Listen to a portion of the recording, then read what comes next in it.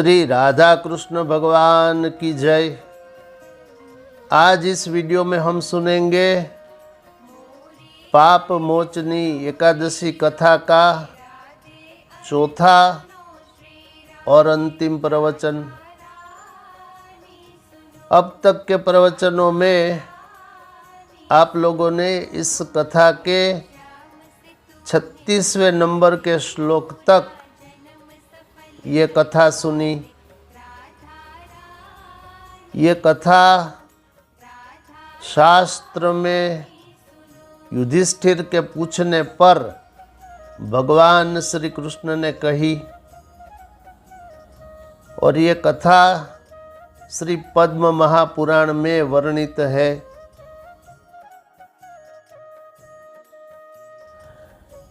अस्तु, तो आइए अब हम सुनेंगे पाप मोचनी एकादशी कथा 37वें नंबर के श्लोक से ये कथा प्रारंभ करेंगे। शास्त्र कहता है, मुनि के शाप से दग्ध हुई मंजू घोषा नम्रता पूर्वक खड़ी रही और मुनि की कृपा प्राप्त करने की इच्छा से वो अप्सरा बोली,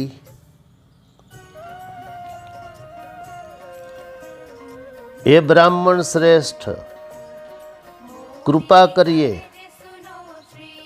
अपने शाप का अनुग्रह करिए। सज्जनों की संगति तो बात कर लेने से और 7 कदम एक साथ चलने से, इतने से ही हो जाती है। ए ब्राह्मण, आपके साथ तो मैंने अनेक वर्षों को बिताया है, इसलिए हे देवता, हे स्वामी, आप कृपा करिए।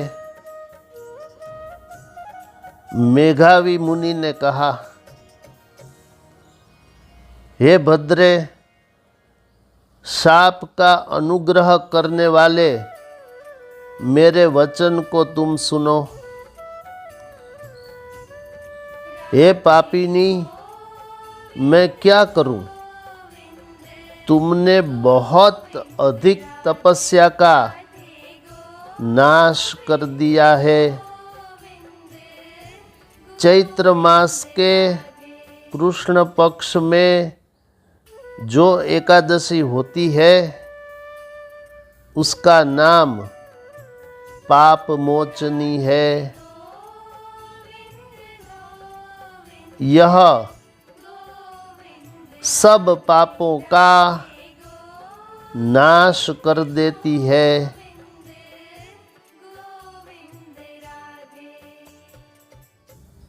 हे शुभे, जब तुम उसका व्रत कर लोगी तो तुम्हारा पिशाचत्व समाप्त हो जाएगा। इस प्रकार से कहकर मेघावी अपने पिता के आश्रम में चले गए।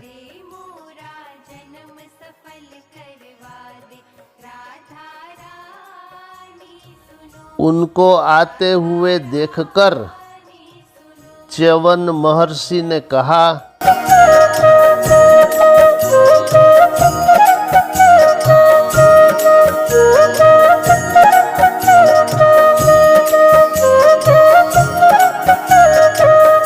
उनको आए हुए देखकर च्यवन महर्षि ने कहा,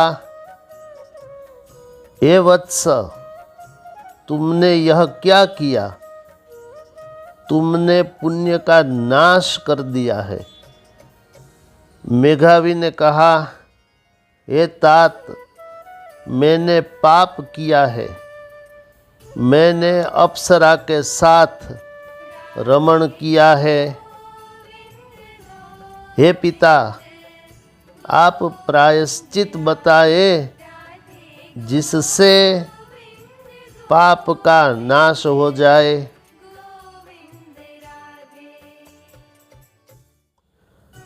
च्यवन महर्षि ने कहा, चैत्र मास के कृष्ण पक्ष में पाप मोचनी एकादशी होती है। हे पुत्र, उसका व्रत करने से संपूर्ण पाप समूह का नाश हो जाता है। सफल करवा दे राधा रानी सुनो, राधा रानी सुनो। पिता के इस वाक्य को सुनकर मेघावी मुनि ने भी इस उत्तम व्रत को किया।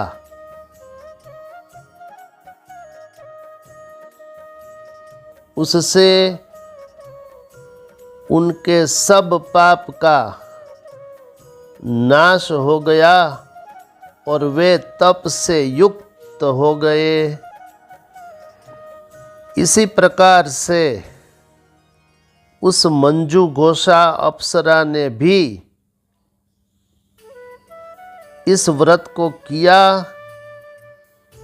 और पाप मोचनी एकादशी का व्रत करने से वो पिशाचत्व से मुक्त हो गई। वह श्रेष्ठ अप्सरा दिव्य रूप धारण करके स्वर्गलोक में चली गई। भगवान श्री कृष्ण ने कहा, हे राजन, जो लोग पाप मोचनी एकादशी का व्रत करते हैं, उनके जो कोई भी पाप रहते हैं उसका नाश हो जाता है। हे राजन, इस आख्यान को, इस कथा को पढ़ने और सुनने से 1000 गाय के दान का फल प्राप्त होता है। ब्रह्मघाती, सुवर्ण चुराने वाला, मद्यपान करने वाला तथा गुरु पत्नीगामी, ये सब भी इस व्रत के करने से पाप मुक्त हो जाते हैं और इस व्रत करने से बहुत पुण्य की भी प्राप्ति होती है।